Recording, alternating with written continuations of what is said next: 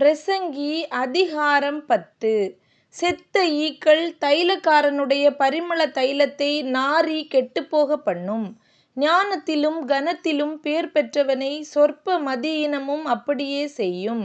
ஞானியின் இருதயம் வலது கையிலும் மூடனின் இருதயமோ இடது கையிலும் இருக்கும். மூடன் வழியிலே நடக்கிற போதும் மதிகெட்டவனாயிருக்கிறான். தான் மூடன் என்று அவன் எல்லாருக்கும் சொல்லுகிறான். அதிபதியின் கோபம் உன்மேல் எழும்பினால் உன் ஸ்தானத்தை விட்டு விலகாதே. இணங்குதல் பெரிய குற்றங்களையும் அமர்த்தி போடும். நான் சூரியனுக்கு கீழே கண்ட ஒரு தீங்குண்டு. அது அதிபதியினிடத்தில் தோன்றும் தப்பிதமே. மூடர் மகா உயர்ந்த நிலையில் வைக்கப்படுகிறார்கள். சீமான்களோ தாழ்ந்த நிலையில் உட்கார்ந்திருக்கிறார்கள்.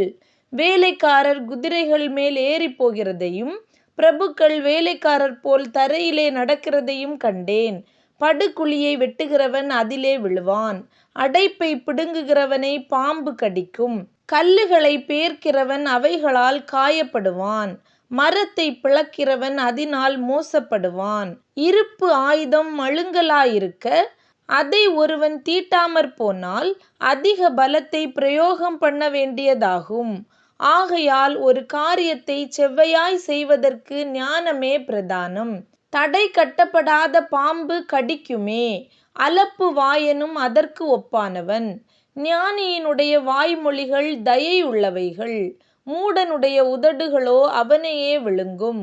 அவன் வாய்மொழிகளின் துவக்கம் மதியீனமும் அவன் வாக்கின் முடிவு கொடிய பைத்தியமுமாம்.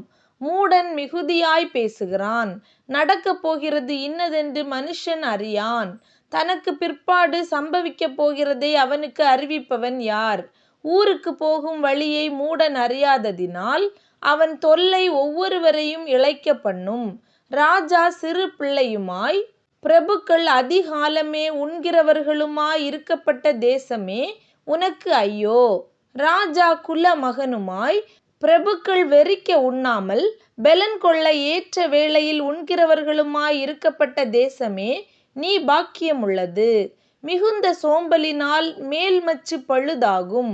கைகளின் நெகிழ்வினாலே வீடு ஒழுக்காகும்.